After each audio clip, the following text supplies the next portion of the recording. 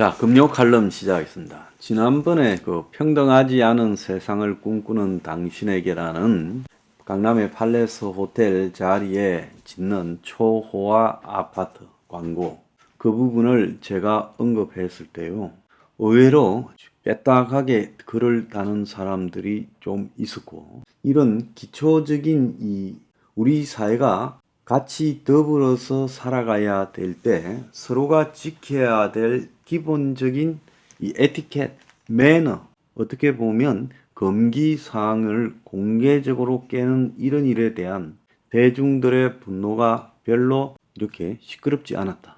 저 정도나 언급하고 언론들이 하루 이틀 시끄러웠지 그냥 넘어가 버렸습니다.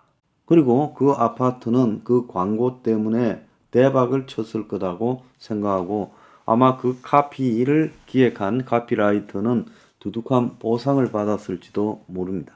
그런데 왜 이런 현상이 일어났을까요?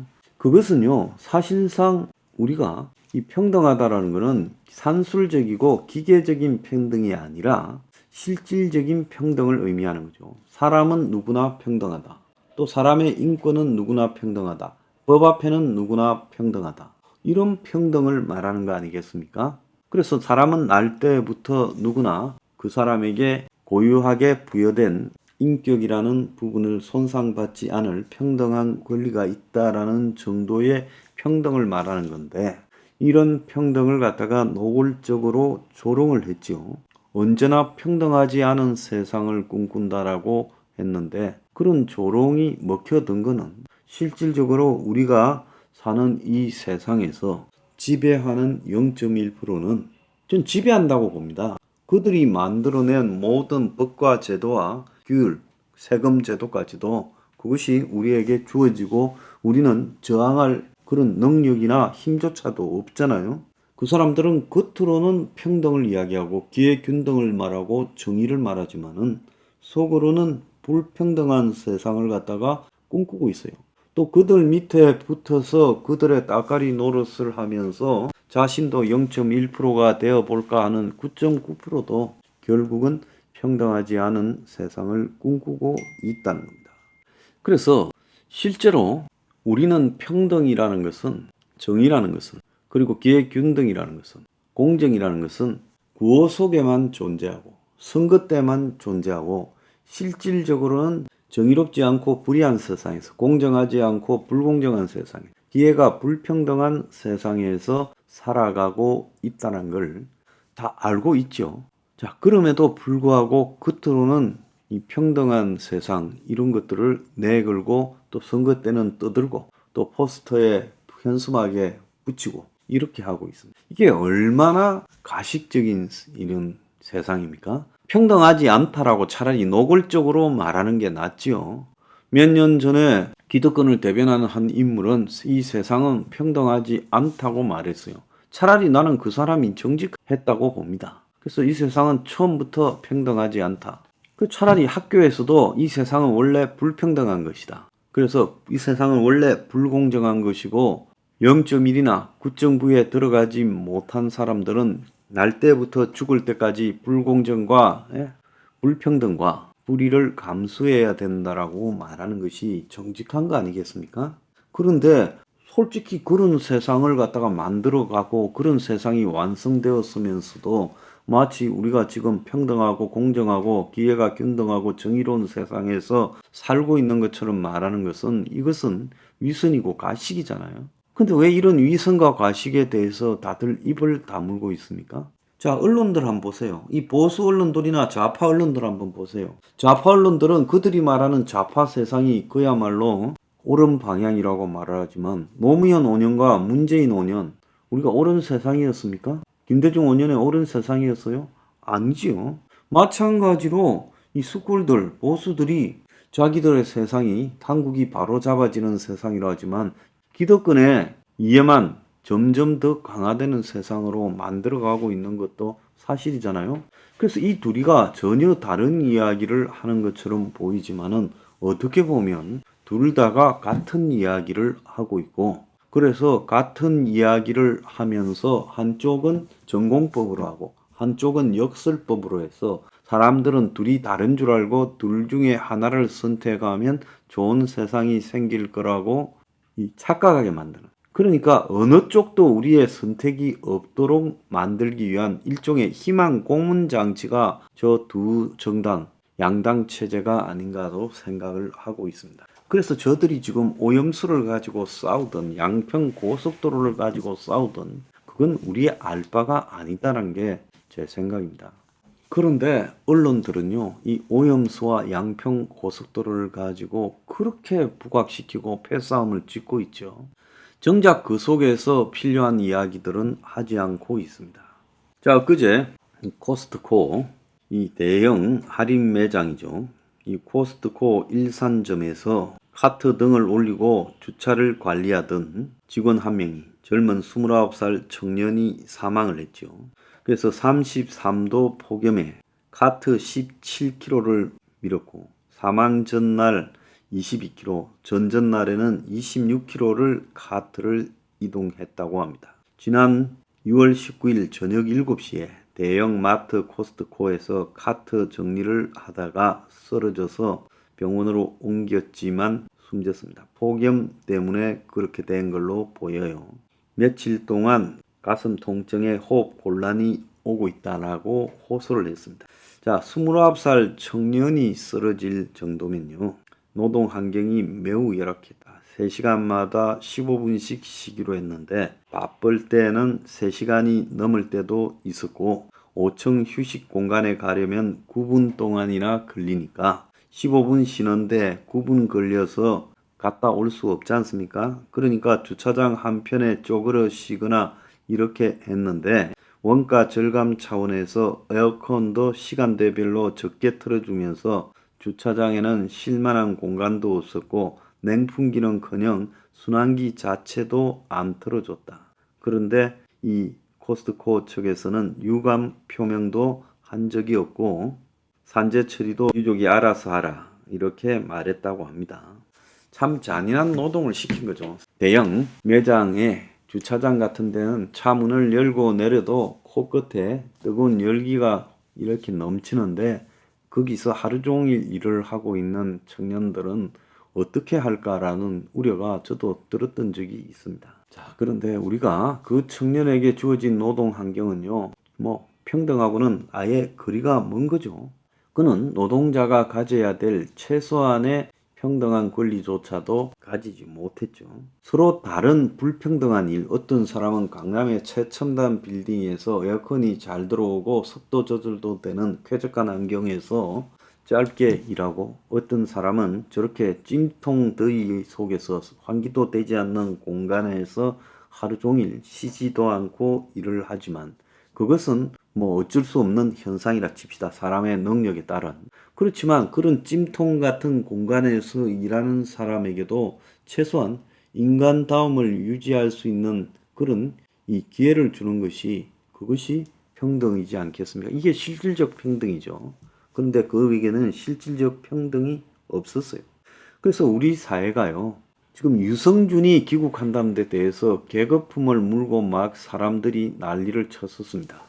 그런데 서울고법이 유승준 비자 발급 거부 취소돼야 21년 만에 한국 땅을 밟게 됐다. 일정 연령이 넘었으면 이제 체류 자격을 줘야 된다.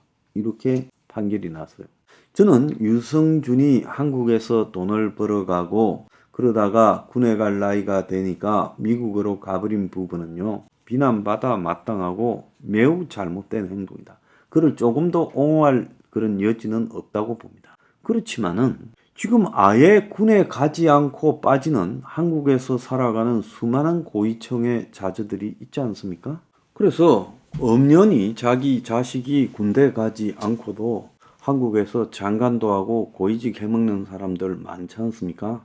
자기 자신부터도 백력을 안 하고 고위직을 해먹는 사람도 많고요. 그런데 왜 스티브 유한테만 따지느냐? 좀 만만한 게 연예인이라 좀 우리가 그렇게 보는 거 아닙니까? 솔직히 말하면 온갖 방법으로 군에 가지 않고 그리고 설사 군에 갔다 하더라도 추미애 아들처럼 별의별 이 특혜를 받고 군 생활을 하는 친구들이 있지 않습니까? 그래서 이 나라는 병력에서도 평등하지 않고 적어도 세금에서도 평등하지 않다. 기득권에 세금을 까주려는 노력들이 얼마나 전방위로 제기되고 있습니까? 좀 있으면 아마 우리 세금을 받아가지고 그걸 가지고 기득권의 공장에 지원해주자고 할 겁니다. 아마 그런 것이 곧 등장할 거예요. 그래서 세금에서도 평등하지 않고 이 부동산 천국 공화국에서 부동산과 관련한 세금 제도가 제대로 돼 있다고 생각하십니까? 그래서 전부 부동산으로 돈 벌지 월급 모아서 돈 법니까? 자, 상속세 운운하는데 이 세상에서 상속세가 제대로 매겨졌더라면 이 신분 세습이 되겠습니까? 대다수가 상속세를 피해가고요. 도저히 피할 수 없는 너무 재산이 많은 사람 몇몇만 지금 문제가 되어서 시끄러웠던 거 아니에요? 솔직히 말하면 대다수 사람들이 상속세를 일찌감치 절세라는 명분으로 다 피해가는 방법에 익숙해 있지 않습니까? 그래서 제가 하고 싶은 이야기는 이 사회는 이미 매우 불평등한 사회가 되어 있고 그렇기 때문에 언제나 평등하지 않은 세상을 꿈꾸는 당신에게라는 아파트 광고가요 성공적으로 PR할 수 있었다라고 생각이 듭니다. 그래서 이제 좀 위선은 저버려야 된다. 이놈 불평등을 공격하고 기득권을 공격하면요 너거티브가 노딱을 때립니다. 이것도 좀 웃기는 이야기지 않습니까? 불평등하다는 걸 갖다가 서로가 다 알고 있는데 불공정하다는 것도 서로가 다 알고 있는데 무슨 놈은 그걸 가지고 노딱을 때려요? 이거는 뭡니까? 불평등하지만은 불평등을 입 밖에 내고 문제를 삼는 순간에 그것은 용납할 수 없다. 적어도 겉으로는 모두가 평등을 말해라. 마치 무슨 전체주의 국가에서 국민들을 세뇌시키는 과정 같지 않습니까? 불평등하다는 거 다 알아요. 그리고 불평등하게 다 살고 당하는 사람이나 군림하는 사람이나 불평등하다는 걸 다 알고 있습니다. 그런데 적어도 공적인 영역에서는 평등을 말해야 된다. 그래서 제가 한때는 저 불평등하지 않은 한편으로는 불평등을 꿈꾸는 당신에게라는 저 아파트 광고에 분노했지만은 어떻게 보면 분노할 일이 아니라 박수를 쳐줘야 될 일이에요. 아무도 이 세상에 공적인 영역에서 차마 못하는 말을 노골적으로 했다라는 부분은 그래도 이 세상에 쓸모없는 금기를 깨준 것 아니냐 이렇게 생각합니다. 이제요 우리는 불의한 세상이다. 불평등한 세상이다. 기회가 불균등한 세상이다. 불공정한 세상이다라는 말을 이제 노골적으로 해야 되고 입에 감히 평등과 공정과 정의를 올리는 사람이면 그건 떡칠을 해야 돼요. 앞으로요.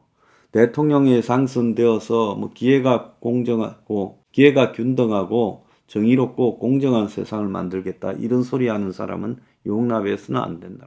이제는 불평등하다, 불공정하다, 불의하다, 기회가 불균등하다라는 것을 갖다가 이제 다 까놓고 이야기하고 그 속에서 무엇을 할 것인가를 고민해야 될 상황이라고 생각합니다.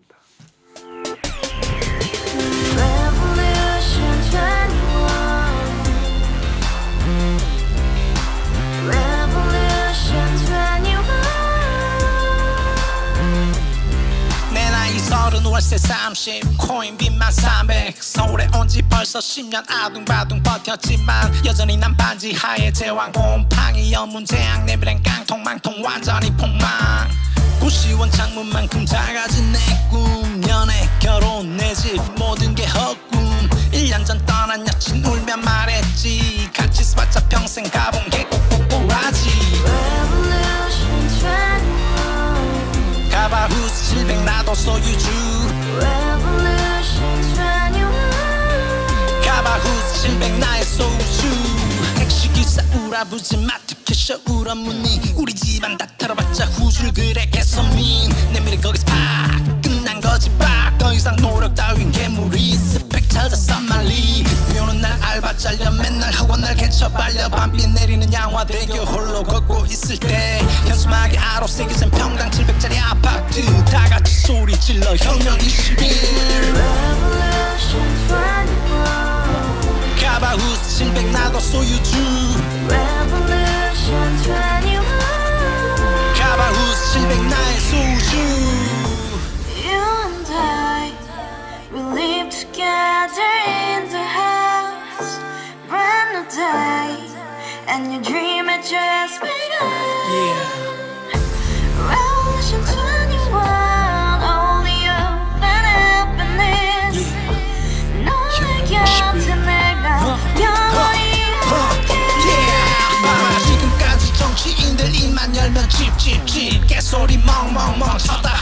텅텅 잘난 부모 만나 잘난 학교 나오면 뭐하나 우동살이 꽉 찬 대가리 깡통 소리 텅텅 저 푸른 초원위에 그림 같은 집을 짓고 평상사천 팔면 뭐해 평생 살 수 없는 집 내 미래 내 꿈 희망 괜 살아나는 집 우리의 미래 혁명 21